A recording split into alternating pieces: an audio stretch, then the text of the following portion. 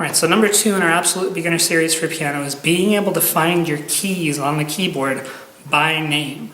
So we'll look at this on paper, not reading sheet music, but just written out. And then we'll also look at this on the keyboard. So let's do a little bit of both of those things. Okay, so if you look at your keyboard, you'll notice that we go from sets of 3 black keys to sets of 2, sets of 3, sets of 2, and it'll always alternate. There'll never be 1, there'll never be 4. Unless you're on the very, very edge of the keyboard, it might cut off in the middle of one of these sets, depending on how many keys your keyboard has. But from the edges onward, it's always going to be 3, 2, 3, 2. So our first thing we want to do is go find a group of 3, 1, 2, 3, and look between the last 2 of those 3. So 1, 2, 3, the last 2. This note is an A. So that would mean that our note over here, 1, 2, 3, last 2, is also an A. So this is an A, and this is an A right here. Okay. Another thing along with this is I always advise people don't use stickers. Some people will put stickers on their keyboard. This is an A, this is a B. Don't do that. If you do that, you'll never actually learn what your notes are. So you want to memorize these. I'm really about logic over memorization, but this is one thing that you just have to memorize. So one thing you can do to practice this, visually seeing this A, is go over your keyboard and try playing all the A's. A, and go across the whole thing. We'll look at this at the keyboard in a second. So if that's an A, then logically our next note is going to be a B. So if this is a B on the edge of these 3 black keys, go to the edge of these 3 black keys, that'll be a B as well. And it's also after A.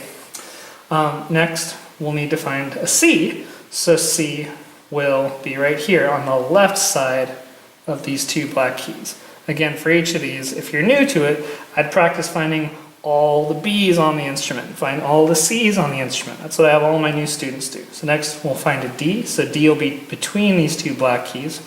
So that means we have another one over here as well. So then try playing all your D's. Find 2 black keys right in the middle. Okay. If that's D, then this is E. That means we have another E over here as well.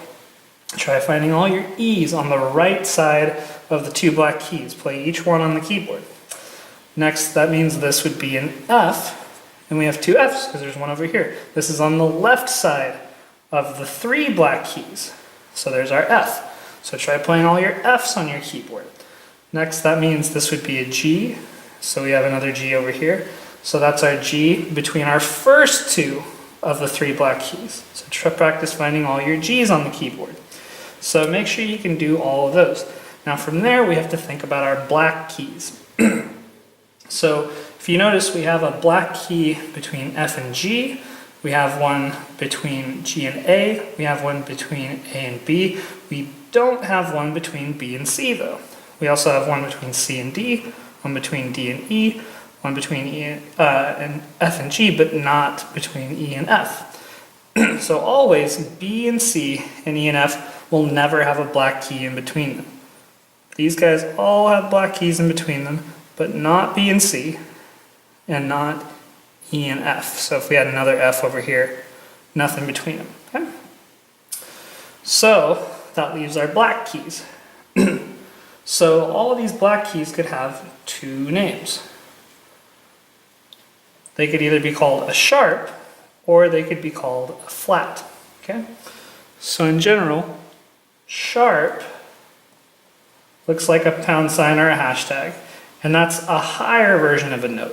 Think of it like that note 0.5 or that note and a half. So that means this note between A and B, up here, we could call this one an A sharp. Okay? This note between C and D, it's higher than C, so we could call this one C sharp. This one between D and E, it's higher than D, so we could call this one D sharp. Then this one between F and G, higher than F, so we could call it F sharp. Okay? Now, between G and A, we could call that one a G sharp, and then we're back where we started. We have another A sharp, just like there. We have another C sharp, like before. And we have another D sharp, like before. And then we have doubles for our F sharp over here. equals for our G sharp over here. So we could have F sharp, G sharp, A sharp, C sharp, D sharp, then another F sharp, G sharp, A sharp, C sharp, D sharp. Now all of these could have a second name. They could also be called a flat.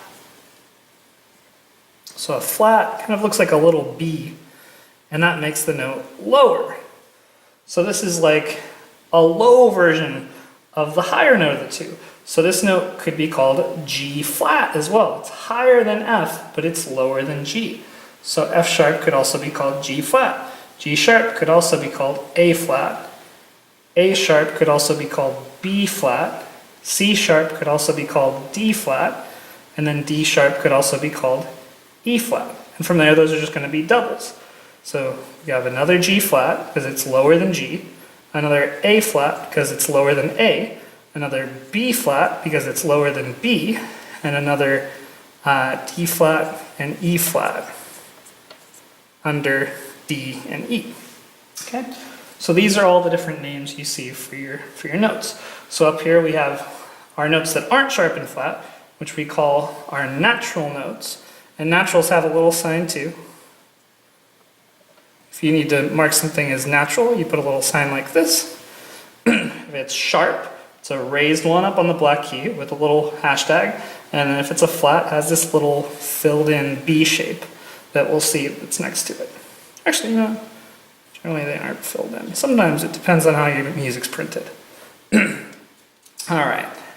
Now, the other thing you have to think about with this is that which of these names do we use? Because it's really important which one we use. Now, that all depends on context. For example, if we were using a pattern where we went D, E, this black key, then G, A, we know this black key could be called two things. It could be called F sharp, or it could be called G flat. So if I asked what makes more sense, F sharp here, D, E, F sharp, G, A, or G flat, D, E, G flat, G, A, I would assume most people would say F sharp, because it probably makes more sense to go D, E, F, G, A, than to go D, E, G with no F, and then a second G, and then A. So generally, you're going to pick the name that fills in whatever gap is there.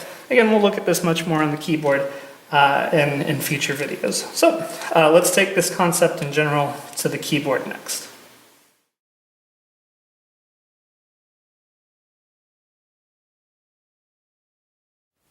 Okay, so let's talk about how to find our notes on the keyboard. So if you look at your keyboard, you'll see over and over you'll have sets of 3 black keys, then 2 black keys, over and over. 3, 2, 3, 2, and then 3, 2, 3. Okay? So what we want to do is find a group of 3 and look between the last 2 of them. This note is A. This will always be A. Find 3 between the last 2. 3, last 2. So what I'll have my students do is practice finding all of them, right?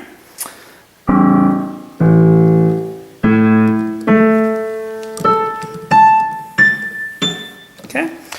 Then next we want to find a B. So if this is A, then B is right here, right next to it. Okay. So all our B's are going to be 3 black keys at the end. Okay. Next, if that's A, B, C, so C will be to the left of 2 black keys. C, C, C, C, C. Okay. Next, we'll find a D. A, B, C, D. D is between 2 black keys. So D, D, D, D, D. Then E. A, B, C, D, E. So E is to the right of 2 black keys. E, E, E, E, E. Then F. A, B, oops. A, B, C, D, E, F. left to three black keys, sorry. 3 black keys to the left. F, F, F, F, F, okay? Then G, A, B, C, D, E, F, G. A, B, C, D, E, F, G, right? Okay? So between the first two of our 3 black keys, there's a G, G, G, G, okay? So, after that, we're right back to A.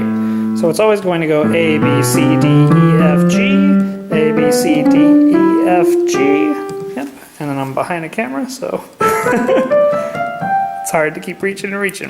But now if you find those, it may take a little time to memorize them, but don't write on your keyboard or put stickers on any of it. You'll get used to it. Just count your way up. If you get lost, find, okay, 3 black keys, A, B, C, D, E, or if you need a G, A, B, C, D, E, F, G, or if you want to be smart about it, well, we know it only goes up to G, so A back down to G. You can practice going through your alphabet backwards, that's good.